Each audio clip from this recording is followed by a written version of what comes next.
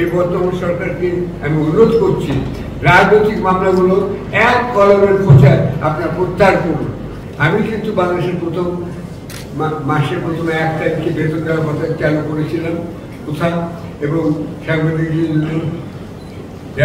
Room অথবা motorcycle ইত্যাদি দেওয়ার ব্যবস্থা করেছিলেন, এবং এখন আমি বলে যাচ্ছি তাদের পেনশনের ব্যবস্থা করার কথা, এবং ঢাকা প্রেস ক্লাবের সংলগ্ন একটা গেস্ট হাউস করার কথা এখন আমি বলে যাচ্ছি। আপনার সেটা করুন। আর নির্যাতিত কথাটা কিন্তু খুব সংক্ষিপ্ত কথা। এই নির্যাতন মানেটা কি? নির্যাতন মানে কিন্তু দৈহিক নির্বাচন, এটা মনে নির্যাতন মনে রাখতে হবে। আমি যে যাই করে রাখেন ক্যালেন্ডারের কথা কিন্তু দিনগুলো এগিয়ে যাচ্ছে, যায় যায় দিন মানে ক্যালেন্ডার। আমরা সবাই কিন্তু আসলে অবশ্যই অবধারিত মৃত্যুর দিকে ধাবিত হচ্ছি। সেই সঙ্গে এই বয়সে দৈহিক নির্যাতন অনেকের পক্ষে সত্যিকার সম্ভব নয়। এই দেহবল যদি না থাকে তাহলে মনোবল থাকে না, তাহলে তখন মানসিক নির্যাতন হয়।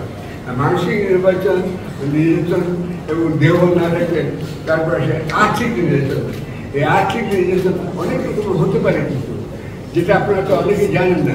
আমার 2 কোটি টাকা ট্যাক্স ধার্য করা হয়েছিল মাহমুদুর রহমানের সাথে জেল ছিল।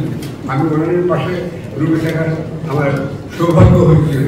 তিনি আমাকে বললেন যে আমাকে ওরা এটা করতে পারবে না, কারণ আমার কিছুই নেই। তিনি আগেই ব্যবস্থা নিয়েছিলেন, তার ব্যাংক অ্যাকাউন্ট থেকে শুরু করে সব কিছুই করতে পারে। আমার 2-3 লাখ টাকা ব্যাংক অ্যাকাউন্ট ছিল, সেটাও প্রয়োজন হয়ে গেল, এবং আমার উপর ট্যাক্স ধার্য করলো 2 কোটি টাকা। সেই টাকা কি আমি শোধ দিতে পারবো? অ্যাপেলও করতে পারবো না, বেরিয়েই টাকা দিতে পারবো। অর্থাৎ আমি যে বাসস্থান, যেটা আমার বাবা তৈরি করে দিয়েছিল, সেখান থেকে আমাকে উচ্ছেদ করার একটা প্রচেষ্টা ছিল আওয়ামী লীগ সরকারের। সেটা পারেনি, তার কারণ যে আমার স্ত্রী একজন তালির রহমান, তিনিও একজন জনবন্ধু সূত্রের ফাইটার। তিনি ভাষা আন্দোলন জেল খেটেছিলেন, যদিও কিছু পদক একটা পাননি। আচ্ছা, তিনি আমার জন্য অনেক চেষ্টা করেছেন, এবং ওই ভবনে, আমাদের ভবনে কিন্তু আমেরিকা,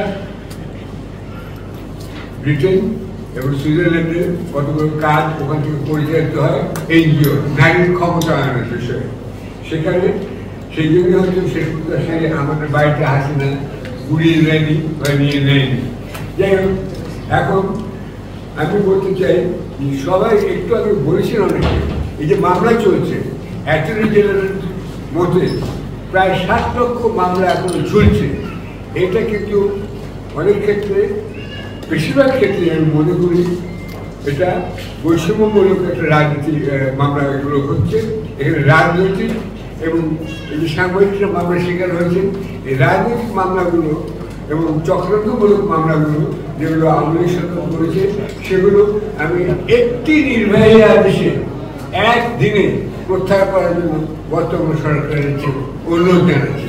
এটা করার কিছুই নয়। তারা যখন অবৈধভাবে এইসব মামলাগুলো ঝুলিয়ে দিয়ে তাদের পরিবার পরিজন একটাকে বলেছেন, আমি বুঝি তাদের কষ্ট।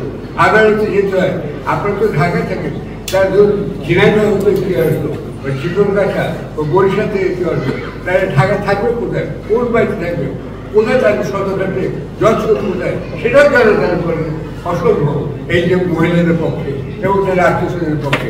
ঢাকা তাদের কাছে একটা বিশাল একটা যানজটের শহর এবং এত শহর। তো এই যে যেতে হবে, মামলাটা উপস্থিত হবে, উকিলকে দিনের পর দিন পয়সা দিয়ে যেতে হবে। এটা আপনার দয়া করে এই বর্তমান সরকারকে আমি অনুরোধ করছি, রাজনৈতিক মামলাগুলো এক কলমের খোঁচায় আপনার প্রত্যাহার করুন।